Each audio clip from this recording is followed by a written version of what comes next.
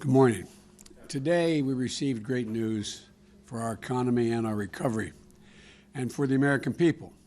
This morning we learned that in May, our economy created 559,000 new jobs, unemployment rate fell to 5.8%, and wages went up for American workers. That means we have now created over 2 million jobs in total since I took office. More jobs than ever been created in the first 4 months of any presidency in modern history. Triple the rate of my predecessor, 8 times the rate of President Reagan. The unemployment rate is now below 6% for the first time since the pandemic hit. The first time in 14 months, we saw the largest decline in the number of long-term unemployed in more than an entire decade, in the last 10 years. Long-term unemployment dropped by the second largest amount ever recorded. Not only that, but the signs of further progress are already here. This report is based on a week in early May. That's how they determine the job growth or loss. We have growth.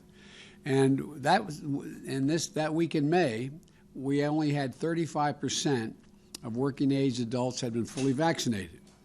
Now, they were still all wearing masks. Since then, 21 million more adults have gotten vaccinated, making it easy for them to return to work safely. In short, this is progress, historic progress, progress that's pulling our economy out of the worst crisis it's been in 100 years. And it's testament to the new strategy that is growing this economy, not only growing it, but growing from the bottom up and the middle out.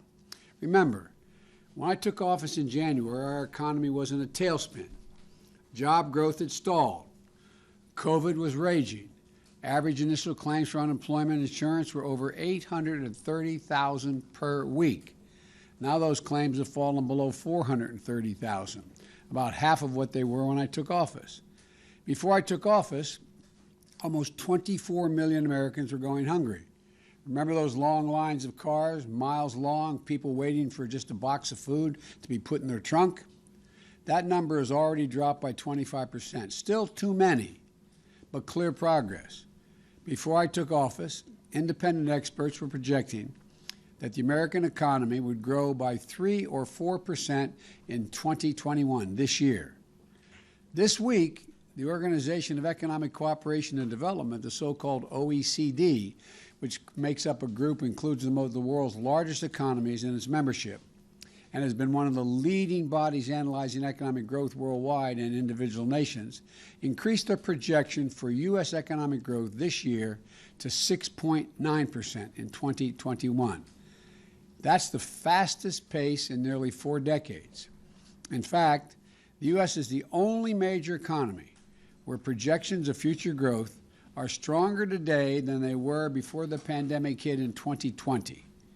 And in May, manufacturing activity was nearly as strong as it was in more than 15 years, stronger than in 15 years. No other major economy in the world is growing as fast as ours. No other major economy is gaining jobs as quickly as ours. And none of this success is an accident. It isn't luck. It's due in no small part, first of all, the cooperation of the American people in responding to my effort to get COVID under control, wearing masks initially and getting vaccinated. And it's no small part to the bold action we took by passing the American Rescue Plan. The plan provided those resources to get shots in people's arms, underwrite the vaccination effort, enough vaccine supply for every single American, more vaccinators, people to put shots in the arms, and more vaccination sites. And now, 52% of American adults are fully vaccinated. 75% of our seniors are fully vaccinated. And the American Rescue Plan delivered economic benefits directly to the American people. Because of that law, more than 167 million of those rescue payments of up to $1,400 have gone out to individual families. A recent study, the Census Bureau data found just how much these checks mattered. They drastically reduced depression, according to the study, anxiety, and hardship for families. More than 40% fewer families struggle to afford food, rent, utilities, car payments, student loans, and health care expenses. Small businesses and restaurants were getting killed. Now we're delivering loans and support they need to reopen and to stay open. Schools were struggling to reopen, so we made vaccinating teachers a priority. We delivered schools the much support they needed. State and local governments had to lay off tens of thousands of educators and first responders. Many are now back on the job thanks to the rescue plan. In fact, in May, state and local governments added 103,000 education jobs, returned them to work. These funds are continuing to get out this month to support state and local governments, which will help get more people back to work. Small and medium-sized businesses are now able to take advantage of a special tax credit called the Employee Retention Tax Credit. It provides businesses a generous tax credit to retain or hire more workers.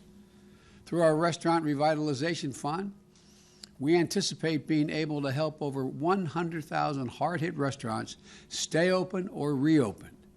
And beginning next month, most families with children will be getting a tax cut, which should be going and deposited in their accounts directly into their bank accounts every month.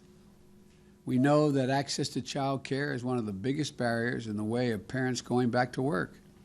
Our administration is delivering $39 billion in child care relief to help child care providers get back on their feet, the providers, and serve more families. And this month, our economy added nearly 20,000 more child care jobs that weren't there last month, in fact, allowing parents to have access to get help. And temporary boost in unemployment benefits that we enacted, I should say, help people who lost their jobs through no fault of their own and who still may be in the process of getting vaccinated, but it's going to expire in 90 days. That makes sense, it expires in 90 days. To sum it up, look, COVID cases are down. COVID deaths are up. Unemployment filings are down. Hunger is down. And vaccinations are up. Jobs are up. Wages are up. Manufacturing is up. Growth is up. People gaining health care coverage is up. And small business confidence is up. America is finally on the move again. As we continue this recovery, we're going to hit some bumps along the way. Of course that'll happen. We can't reboot the world's largest economy like flipping on a light switch. There's going to be ups and downs in jobs and economic reports, but we're going to be supply chain issues and price pressures on the way back to stability and steady growth. In the coming weeks, my administration is going to take steps to combat these supply constraints, building on the work we're doing on the computer chips. That is, we're providing more computer chips to be manufactured here in the United States so it doesn't slow up the manufacturing of automobiles, for example. Everyone needs to get their shots, though. Now's the time to accelerate the process we've been making. Now's the time to build on the foundation we've laid. Because while our progress is undeniable, it is not assured. That's why I proposed the American Jobs Plan and the Americans Family Plan for generational investments. We need to make those investments today to be able to continue to succeed tomorrow. We have a chance to seize on the economic momentum of the first months of my administration, not just to build back, but to build back better. This much is already clear. We're on the right track. Our plan is working, and we're not going to let up now. We're going to continue to move on. I'm extremely optimistic. I hope you are as well. And may God bless you. May God bless America. And may God protect our troops. Thank you all for being here this morning. President, give us a headline on the infrastructure talks. I'm going to be having a talk this afternoon, and I'll be able to report to you after that. Are you expecting a counteroffer, Mr. President? I'll tell you after I meet this afternoon. Mr. President, you saw Hobson and Dr. Fauci.